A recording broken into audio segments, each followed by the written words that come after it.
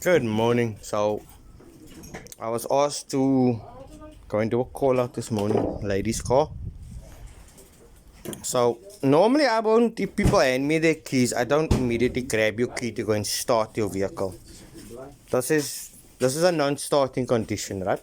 So you don't automatically just go for the key because you don't know what happened to the car.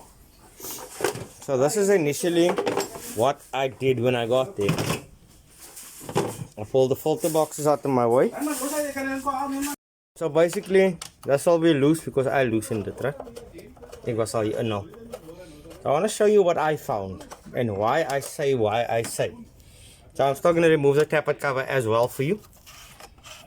It's just to prove the theory, and also I was played the voice notes of this vehicle.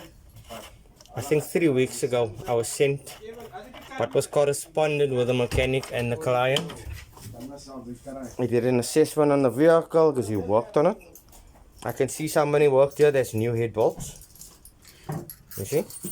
The head's been done now recently. It's been replaced. I say replaced because the head's not just a different color.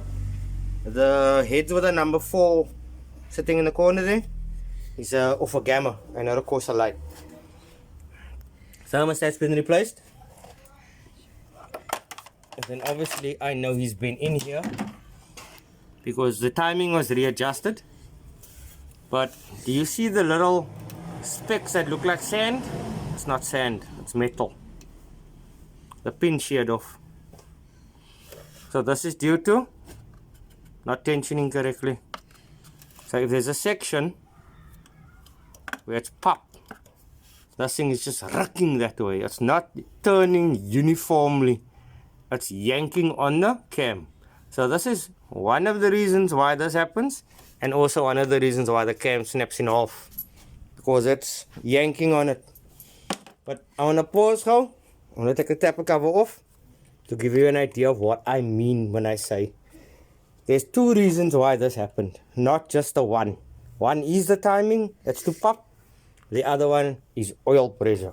I'm going to show you why I say that. Here we go.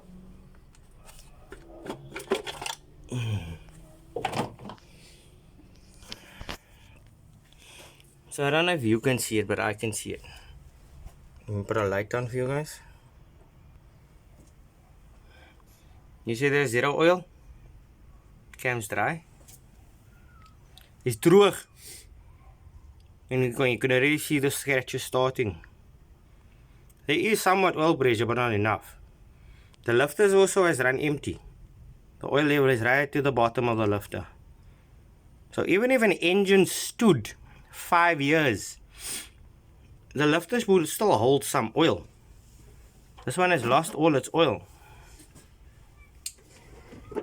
So this is partly why. Also the oil light's been flashing on idle. So yeah, the car's at 275,000 Ks. This is a new spec. This is how you recognize the new spec. It's got a purge valve. It's got an O2 sensor. So this is the last model Corsa ever built. The Corsa B series. Last series. So this one is a lot more efficient than the older ones, but fuel consumption is about the same. But this car is the only car you can plug in with a 2006 scan tool when it comes to the Corsa B range.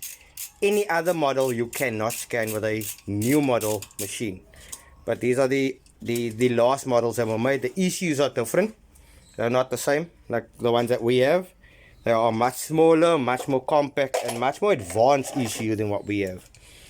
But yeah, let me pull the shit apart. The valves are bent, It's a 1.4. So if this shears and it spins, the valves are bent. I guarantee you that.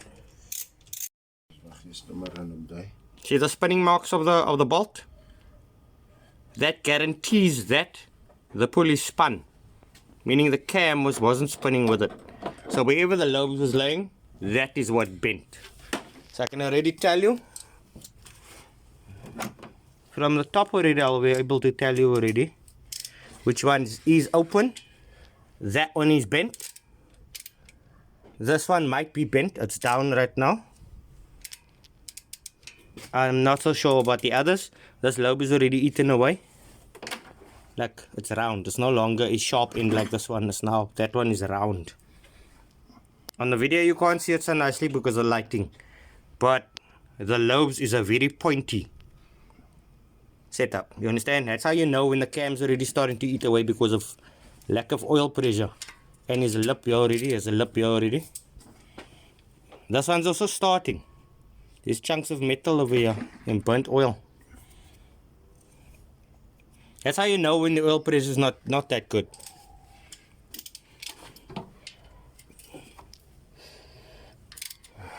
It smells a little rich. It smells like there's a little bit of petrol in the oil as well. But yeah, I shouldn't be able to turn this out without locking up the stuff. I didn't lock this up, I just used a little spanner. And that's all I used. This is unimportant where this is now, because there's the evidence. It sheared clean off. Yeah, the cam is usable, but I'm not going to reuse it. I'm not reusing the cam, I'm replacing the cam with a new one. And there's the pin. And then the burning marks at the end. So yeah, tensioning of the timing. The belt is popped. That's gonna happen, or that's gonna happen. So one exhaust and one intake hit. But as it is, I still need to pull all of the valves out. I'm still gonna pull them all, put new valve stem seals in, re-lap them, and double check them again. Because there's no indication that this one hit on the valve, on the piston. There's nothing, there's no indication that it hit on the piston. But only when I turned the head around I saw it. That's what I knew about. I could see that on the cam already where it snapped. And then that one also is kind of showing me indication that it's got a gap on the back there, but I can't say that for certain. Like I said, I need to pull this out, double check everything. Once I start lapping the valves and it doesn't seat on the one side, it only seats on the one side. Like one side don't touch, the other side does, then I'll be able to confirm how many valves is actually bent here. But I'm still gonna go and buy some valves now. And then also that vacuum leak's been there a very long time. That little vacuum leak's been there a while. I didn't touch this.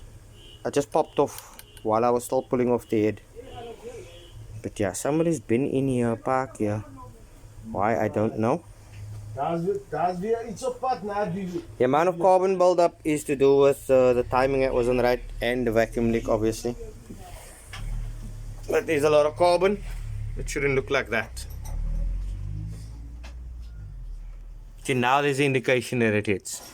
I did spray some brake clean on here just to flake this loose. If you use some brake clean, it actually comes off loose very quickly. Just don't spray it around the rings. You don't want to wash the walls. You're just going to put a little bit of brake clean in here, in the bucket. That's it. So that breaks down the carbon very quickly, very easily. And you see, it turns to powder.